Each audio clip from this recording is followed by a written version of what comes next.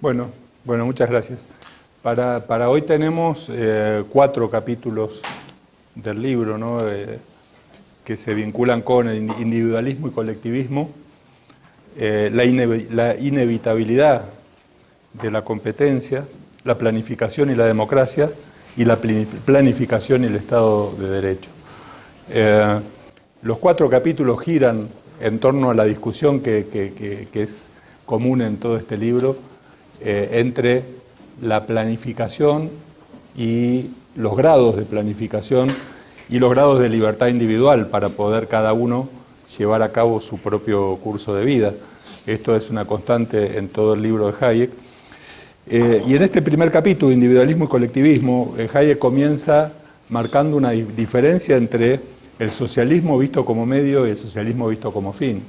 Bueno, muchas personas pueden tener fines que tengan que ver con ciertos logros sociales que puedan parecernos importantes, ¿no? Si uno puede querer que la mayor cantidad de gente tenga acceso a la educación o que tenga acceso a cierto nivel de vida.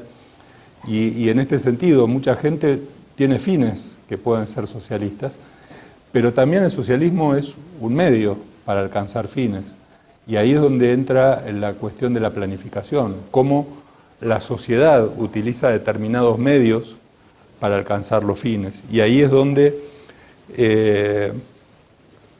Hayek empieza a discurrir entre cuánta cantidad de planificación y cuánta cantidad de libertad es deseable para la gente. Hayek dice, no toda planificación es mala, de hecho todos nosotros hacemos planificación de nuestra vida, y de alguna manera la tarea del economista es planificar, ¿no?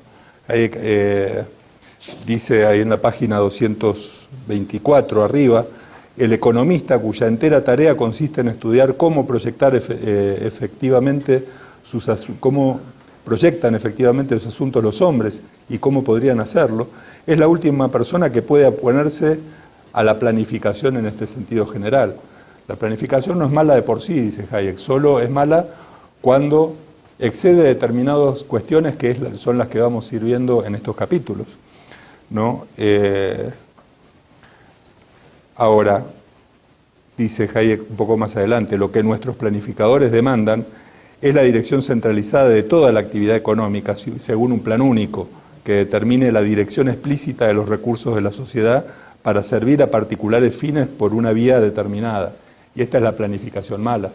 Esto es cuando, para alcanzar objetivos únicos establecidos por determinadas personas, y vamos a ver por qué, en realidad una de las características de la sociedad es que no hay fines únicos, sino que cada uno de nosotros tiene sus propios fines, pero cuando una persona establece fines y los únicos medios para alcanzar esos fines, ahí es donde la planificación empieza a ser un problema.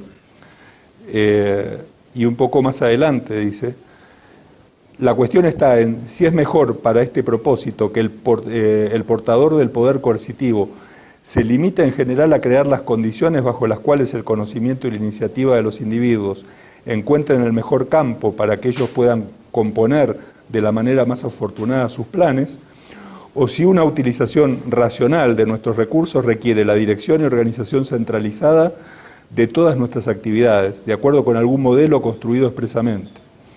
Es decir, ahí tenemos las dos visiones.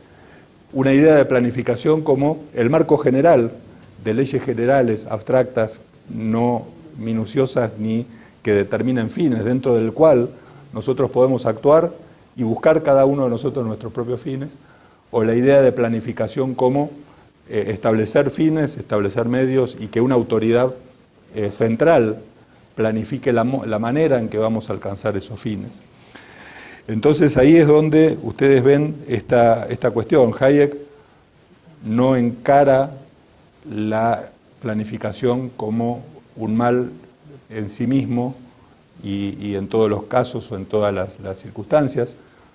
En nuestra vida diaria todos nosotros planificamos nuestra vida, de lo contrario no estaríamos aquí si no hubiéramos planificado nuestra agenda en algún momento. Todos planificamos, el punto es que los individuos planifican su propia vida individual, pero cuando nos mezclamos en sociedad, los fines individuales no siempre coinciden, es más, normalmente no coinciden, y ahí es donde la planificación de la sociedad empieza a tener sus problemas. Y entonces lo que dice Hayek, lo que debemos lograr es que en todos los casos en que el mercado puede actuar y donde las personas pueden interactuar ejerciendo derechos de propiedad, tomando decisiones, dejemos que el mercado actúe y reservemos las otras soluciones para los casos donde esto no es posible. ¿No? Entonces pone el ejemplo de los carteles en las autopistas. Si cada persona tuviese que pagar en cada momento el uso de los carteles de las autopistas por las cuales circula, esto sería prácticamente imposible y por lo pronto económicamente muy inviable. Entonces hay una cierta planificación que permite que de alguna manera las autopistas tengan sus carteles y nosotros los paguemos de alguna otra manera. El problema es que ahí la pagan no solo los que usan la autopista, sino que lo pagan todos, pero esa ya es otra discusión.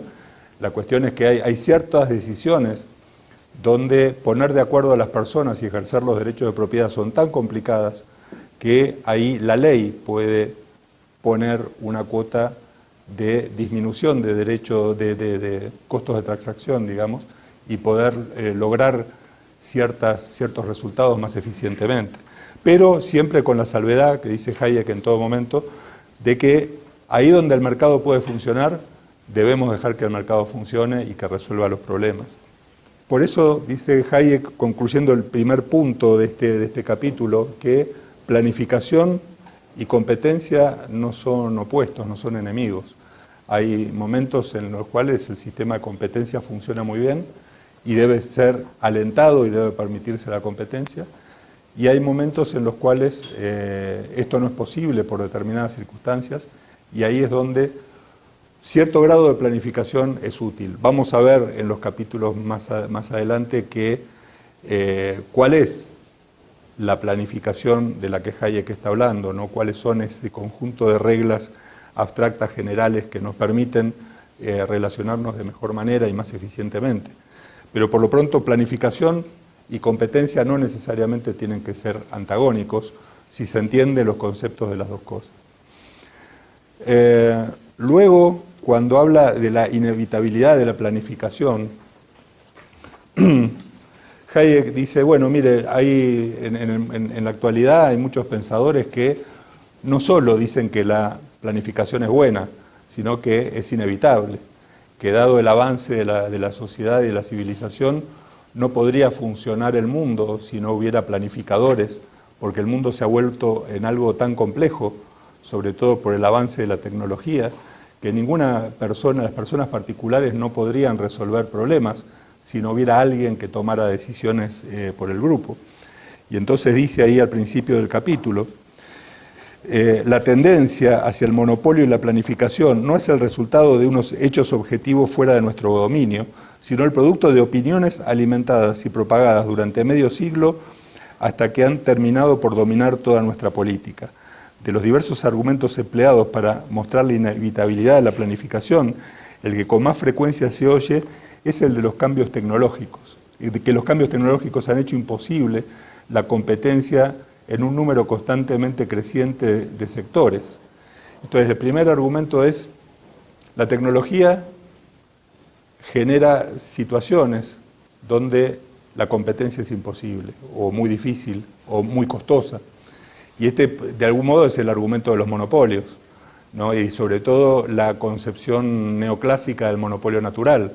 El monopolio natural es el monopolio que es inevitable, sería demasiado costoso para la sociedad que hubiera, en algún momento se decía, empresas telefónicas compitiendo. Porque ¿qué vamos a hacer? Que haya 5 empresas tirando cables cada una por su lado. Esto implicaría un costo social enorme, y lo más normal y lo más sensato es que se elija una, ya sea por el mecanismo que sea, que lo haga el Estado, que el Estado dé una concesión, que sorteen, que compitan, pero que haya alguien que haga las cosas, porque no podemos dejar librado a la competencia el problema. Este era el argumento que se utilizó en Argentina cuando se privatizaron las empresas telefónicas. Nadie va a invertir si no tiene un monopolio, porque el mercado no da para la competencia. Eso se dijo en 1990. Imagínense que en 1993 ya había celulares casi a disposición de cualquiera. En el 95 había internet. En el 2000 decir que la telecomunicación tenía que ser un monopolio era una ridiculez.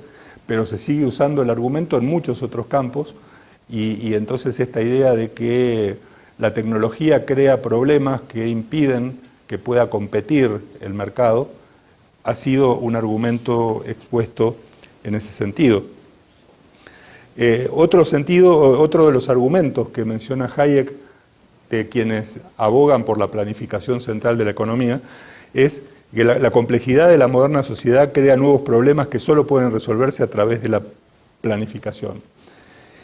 Y aquí esto remitiría de alguna manera, o sea, Hayek explica muy bien o rebate muy bien este argumento en un trabajo que escribió unos 12 o 13 años después, que es sobre la teoría de los fenómenos complejos, ¿no? Cuando Hayek en realidad lo que explica es, mire, los fenómenos sociales son fenómenos complejos. ¿Por qué son complejos? Entre otras cosas porque la sociedad está integrada por millones de personas y cada persona tiene sus propios valores, sus propias metas, sus propios incentivos, y sería imposible poder hacer predicciones en ciencias sociales. Y cuanto yo puedo elaborar una teoría y resolver un problema a través de una teoría en ámbitos de ciencias naturales, por ejemplo, de ciencias físicas, si yo suelto cosas y se caen y puedo elaborar sobre un fenómeno simple una teoría alrededor de la ley de gravedad, y puedo mostrar cómo repetidos ejemplos van a terminar siempre con el mismo resultado. En ciencias sociales esto es imposible. Ahora, la conclusión de la complejidad de los fenómenos sociales nos lleva no a que solo la planificación pueda resolver los problemas, sino a todo lo contrario, que siendo complejos los fenómenos sociales, ninguna persona o ninguna autoridad tiene la capacidad o el conocimiento necesario para poder resolver estos problemas. Y ahí es donde la economía de mercado nos explica que es el sistema de precios el que finalmente nos permite poner de acuerdo a millones de personas que tienen valores diferentes, metas diferentes, incentivos distintos. Ninguna autoridad los puede poner de acuerdo y es el sistema de precios el que lo logra. Recuerden en este sentido el famoso y brillante artículo, cuento del lápiz de Leonard Reed, ¿no? Si ninguna autoridad en el mundo podría poner de acuerdo a millones de personas para que fabriquen un lápiz, y lo que lo logró es el sistema de precios. Y en este sentido, página 139, dice Hayek, a mitad de página, esto es precisamente lo que el sistema de precios realiza en el régimen de competencia y lo que ningún otro sistema puede ni siquiera como promesa realizar.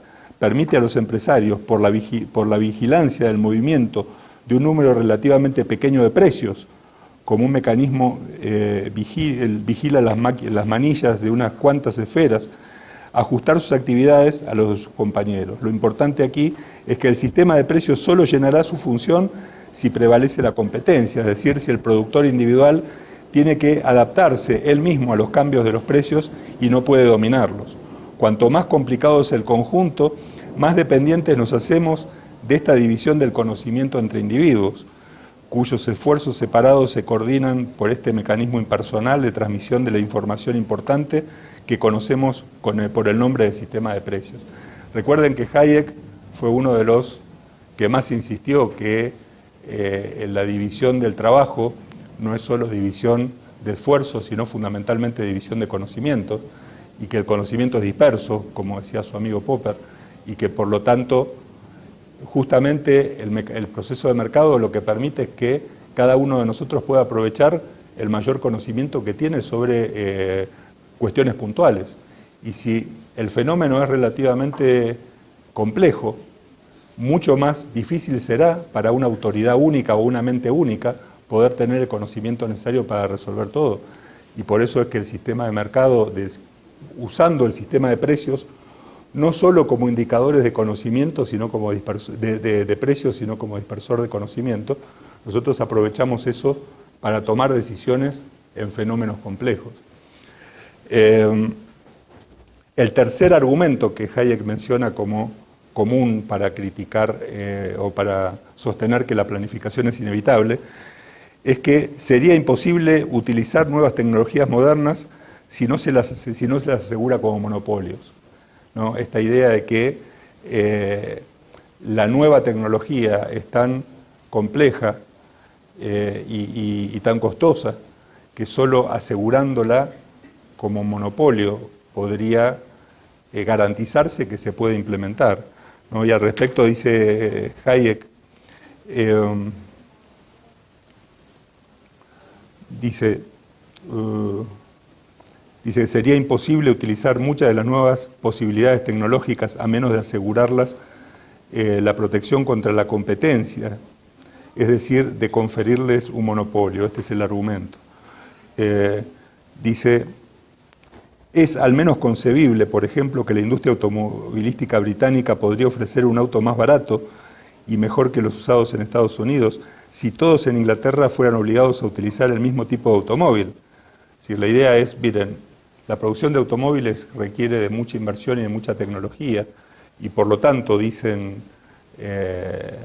los cultores de la planificación, sería mucho más eficiente que una planificación central, entre otras cosas impidiendo la competencia con otros países, concentrara sus esfuerzos para la producción de automóviles y podríamos tener automóviles más baratos. Ahora, tener automóviles más baratos no implica que la gente viva mejor o que se utilicen más eficientemente los recursos. Tener automóviles, digamos, el menor precio de los automóviles se va a estar pagando por otro lado y en realidad el mercado se termina reacomodando. Y en todo caso, que tener automóviles más baratos sea bueno, es un fin único, arbitrario, establecido por un planificador, pero para la gente en realidad puede no ser su fin tener automóviles más baratos, pero va a tener que pagar las consecuencias de esos automóviles más baratos, porque en realidad no es que sean más baratos, la diferencia es transferida a otras personas. El planificador tiene la posibilidad de detectar un fin particular y hacer que todos los recursos se concentren en ese fin. El problema es que las personas tienen fines individuales y no necesariamente el fin del planificador es el mejor fin para toda la gente.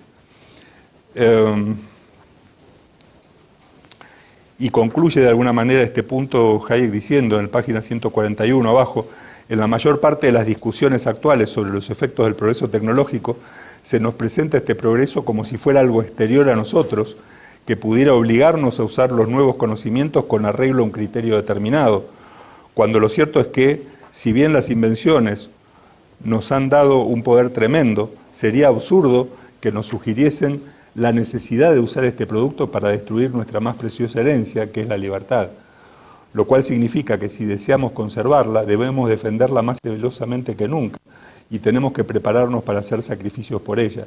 Si bien no hay nada en el desarrollo tecnológico moderno que nos fuerce a una planificación económica global, hay sin embargo mucho en él que hace infinitamente más peligroso el poder que alcanzaría una autoridad planificadora.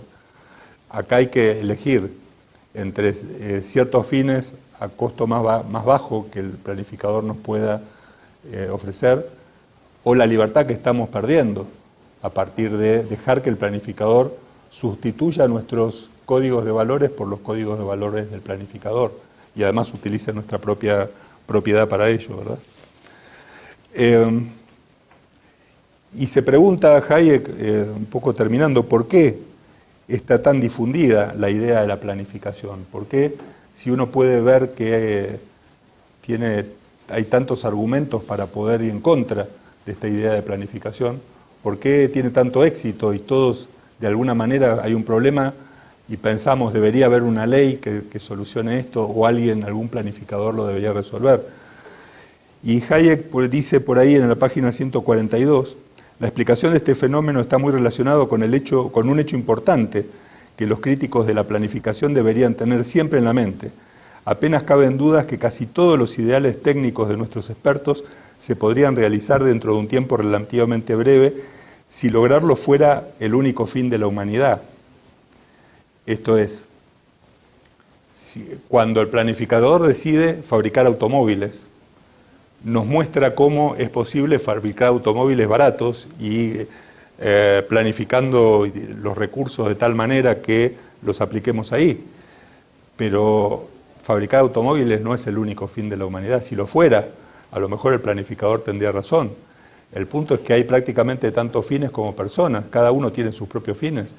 Y la acción del planificador para obtener ese objetivo, en realidad lo que está haciendo es entorpecer los objetivos individuales de muchas otras personas cuyos fines son distintos de los del planificador. Entonces, si analizamos la planificación solamente a partir de ver si pudiera ser eficiente para lograr un fin único determinado en un momento determinado, a lo mejor nos convencemos de que es cierto. Sería más fácil que una persona compulsivamente junte todos los recursos, decida cómo lo va a hacer y lo haga, pero en realidad en la sociedad los fines son millones, son muy dispares, y obviamente el empleo de recursos del planificador no coincide con las decisiones individuales de todas las personas que actúan en el mercado. Por eso, si nosotros nos repreguntamos si la planificación es buena, sobre la base de conocer previamente que los fines no los determina un planificador, llegaríamos muy rápido a la conclusión de que la planificación no es eficiente ni es buena, porque en realidad el planificador no puede conocer todos los fines, y si los conociera no los podría lograr.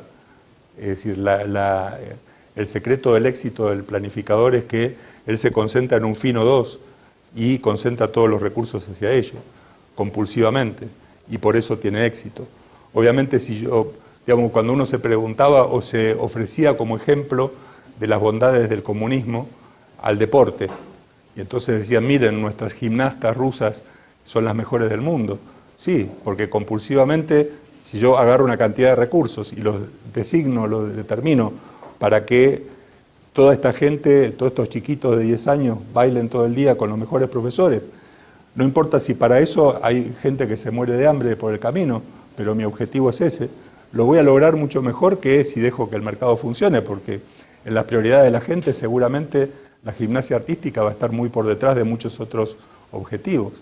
Entonces, cuando analizamos la planificación, basándonos en que los fines son individuales, ya el propio concepto de planificación tiende a caer. Capítulo 5 habla de planificación y democracia, y ahí es donde sí entramos a ver esto de que hay fines individuales que son diferentes a lo que se pretende como fin de la sociedad. Dice Hayek en la página 146, el objetivo social o el designio común para el que ha de organizarse la sociedad se describe frecuentemente de un modo vago, como el bien común o el bienestar general o el interés general. No se necesita mucha reflexión para comprender que estas expresiones carecen de un significado suficientemente definido para determinar una vida de acción cierta. El bienestar y la felicidad de millones de gentes no pueden medirse con una sola escala de menos y más. El bienestar de un pueblo, como la felicidad de un hombre, depende de una multitud de cosas que pueden lograrse por una infinita variedad de combinaciones. Es decir, cuando hablamos del bienestar general, estamos hablando de algo vago y totalmente imposible de comprender. Existen intereses y bienestares de personas, y el interés y el bien de cada persona depende en buena medida de su propia escala de valores y sus propias metas. Y el punto es que cuando uno trata de buscar un concepto de bienestar general, lo más probable que ocurra es que para lograr un estatus que a algún planificador se le ocurra de lo que es el bienestar general de la sociedad, algunos lo van a lograr a expensas de otros. Es decir, no todos van a poder ganar, algunos van a tener que pagar para que otros obtengan algo. Eso por un lado. Y por otro lado, lo que es bueno para cada uno de nosotros, aquello a lo que aspiramos cada uno de nosotros lograr, es diferente de persona a persona. Y por lo tanto, la idea de poner a todos bajo una misma línea también es irrazonable, ¿verdad? Nuestras escalas de valor son diferentes y a menudo son incompletas. Una de las cosas que dice Hayek es que cuando el planificador intenta establecer una escala de valores sociales, esa escala de valores no es nada más ni nada menos que un total set de soluciones para todos los problemas que se puedan imaginar. Mientras que los individuos, cuando elaboramos nuestros valores, los elaboramos a partir de nuestros intereses y de las cosas que para nosotros son importantes, y hay un montón de cosas que no nos interesan. que cuando el planificador planifica la sociedad tiene que preverlo, pero que nosotros en nuestra vida diaria elaboramos nuestros valores sobre la base de lo que es importante para nosotros en nuestro propio círculo individual. Y por lo tanto, la gran diferencia entre la idea del planificador de establecer los valores sociales frente al individuo que establece sus propios valores, no es solamente que los valores individuales pueden discrepar entre sí y por lo tanto es imposible tener uno solo, sino que además para los individuos hay un montón de cosas que no les interesan y que no la consideran dentro de su escala de valores, mientras que el planificador debería tener en cuenta todas las posibles consecuencias de acciones que puedan darse dentro de la sociedad y tiene que ser terriblemente meticuloso y ir a los detalles de la planificación, porque en la lógica esta de la planificación, necesariamente la planificación requiere de más planificación. A medida que haya problemas, esto significa que el planificador no fue lo suficientemente bueno y tendremos que seguir planificando. Y esto lleva a algo totalmente irrazonable, ¿no? Dice Hayek, en realidad llegamos a tener una contradicción entre los valores de los individuos y lo que alguien indique como valores de la sociedad. Y cuando metemos a la democracia en esta discusión, el problema se vuelve mucho más complicado todavía, ¿no? Porque, ¿qué pasa? Imagínense que un gobierno democrático al mismo tiempo es planificador, ¿no? Hayek dice, un gobierno democrático puede, o sea, en una sociedad democrática la gente solo puede ponerse de acuerdo sobre temas muy generales. Por ejemplo, queremos seguridad para Guatemala. O sea, que queremos que si alguien viola un derecho, lo pague, o si a alguien le viola un derecho, el gobierno lo proteja. Y tal vez en ese punto nos podamos poner muchos de acuerdo, casi todos de acuerdo, pero después cuando queremos elaborar una política concreta sobre cómo planificar la sociedad, ahí nunca nos vamos a poner de acuerdo. Entonces la democracia en ese contexto es una ficción, porque normalmente lo que sucede en los sistemas democráticos es que la gente decide sobre algo y le transfiere el poder a alguien para que se encargue de los detalles, pero los detalles en realidad es todo. Finalmente el planificador no va a actuar sobre la base de lo que la mayoría pensó o autorizó, eso es una ficción. Va a actuar sobre la base de su propio concepto de planificación y va a ser prácticamente imposible que pueda ser controlado al momento de llevar a cabo esto. Incluso, dice Hayek, si se pensara, por ejemplo, en que una gran planificación fuera sometida a decisión democrática pedazo por pedazo, como hace en el Congreso. Una vez que sancionamos una ley en general, empezamos a discutir en particular artículo por artículo. También llegaríamos ahí a darnos cuenta de que la mayoría no existe, que cada gente va a estar de acuerdo con un artículo, no va a estar de acuerdo con otro, y la idea es que no se pueden tomar decisiones, digamos, minuciosas, con una visión de planificación en un sistema democrático. Es el peor de los mundos, porque normalmente lo que vamos a hacer es transferirle el poder a una autoridad que es la que va a decidir en nuestro nombre, y esto de democracia en términos de la mayoría decidió, es una ficción absoluta. La mayoría no decidió nada, simplemente decidió transferirle el poder a una persona para que lo ejerza de manera más o menos arbitraria. Y Hayek es muy duro. Yo por acá tengo un párrafo sobre la democracia, ¿no?, que he leído hoy, a muchos tal vez les asustaría. Entonces, por ejemplo, Foja 152, la página 152,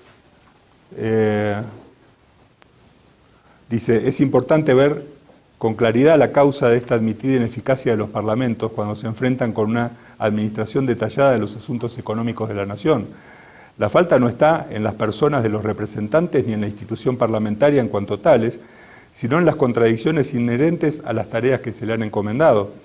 No se le pide que actúen en lo que puedan estar de acuerdo, sino que lleguen a un acuerdo en todo, a un acuerdo sobre la completa dirección de los recursos nacionales. Para una tarea semejante, empero, el sistema de la decisión por mayoría es inapropiado. Las mayorías se logran cuando se trate de una elección entre pocas alternativas, pero es una superstición el creer que tiene que existir una opinión mayoritaria sobre todas las cosas. No hay opiniones mayoritarias o generales sobre todo, hay simplemente opiniones particulares y en la mayoría de los casos vamos a terminar discrepando. Y señala la diferencia, por ejemplo, con la planificación de un general. ¿No? A un general se le da una orden, dice usted tiene que ir y vencer al ejército que está enfrente. Y si esa es la orden y estamos de acuerdo que esa es la orden, el general después va a buscar el método más correcto para ejecutar esa orden. Sin embargo, en la democracia al gobierno le dice planifique la economía. ¿Y esto qué significa? ¿O cómo se puede llevar a cabo esto razonablemente, ¿no? Después también se refiere Hayek en este artículo al mito de la delegación, ¿no? Dice, bueno, entonces las democracias dicen, como es tan complejo lo que tenemos que reglamentar, delegamos en expertos. La idea es, los expertos son los que saben, y entonces, bueno, nos alejamos mucho más del concepto de democracia, digamos, porque los expertos ya en realidad ni siquiera fueron elegidos por la gente que votó, es elegido por las personas a los que la gente eligió, que a su vez le delegan un experto que haga una planificación determinada.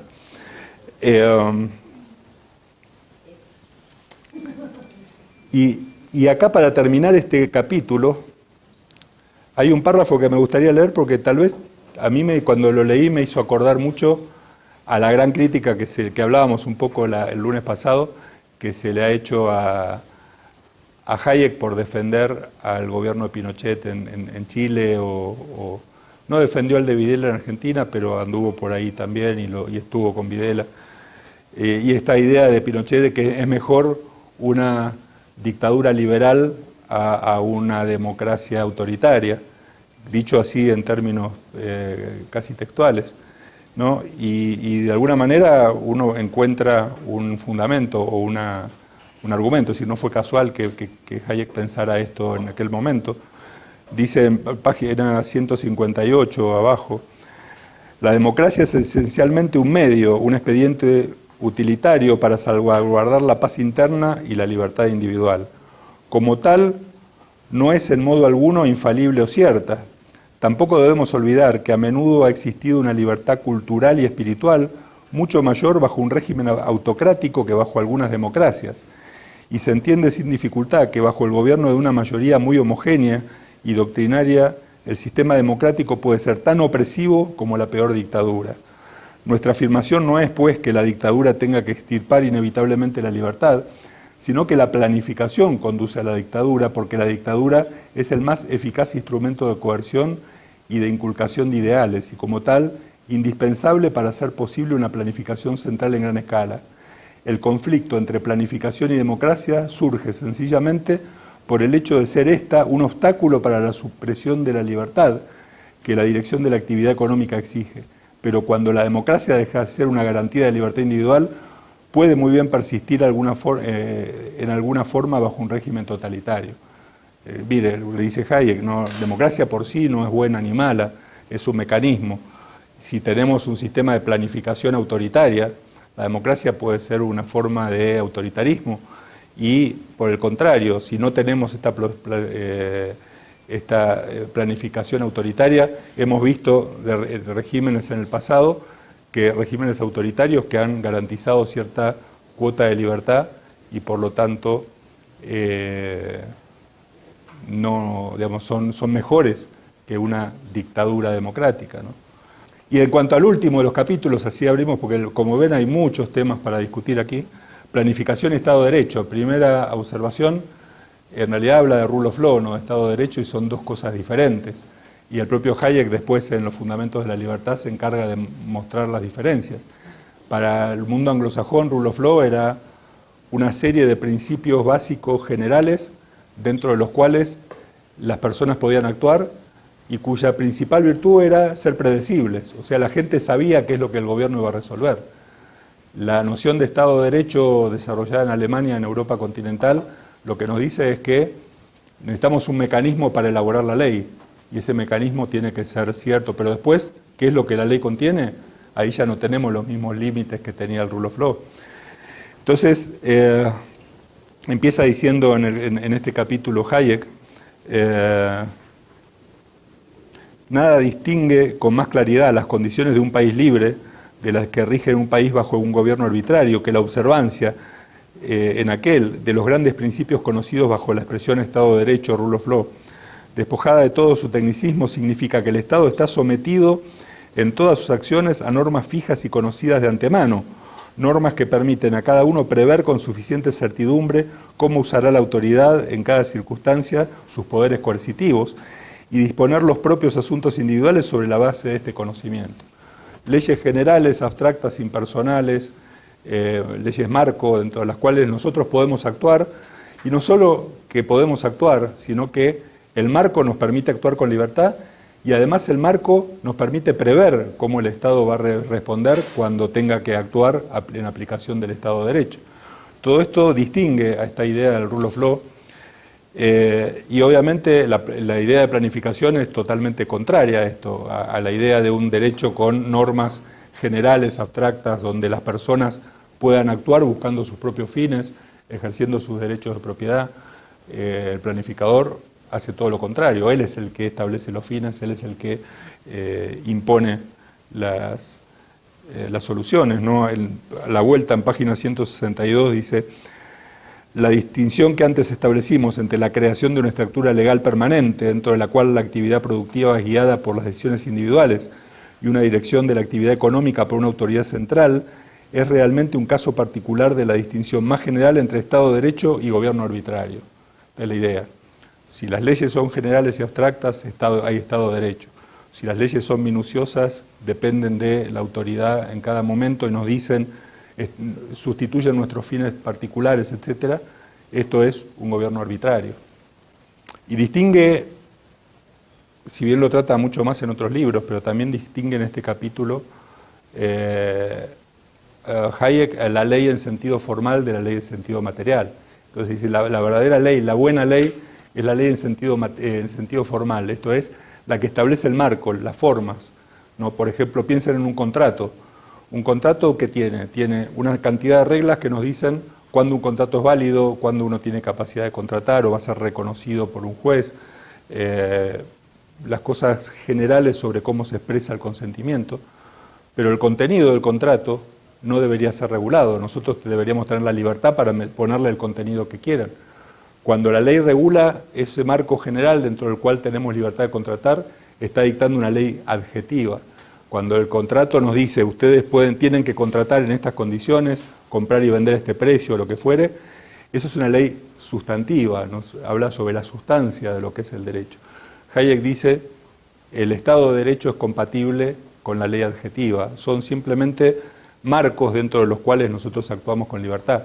La planificación requiere de una ley sustantiva, que nos diga en cada caso hasta dónde podemos actuar y de qué manera deberíamos actuar.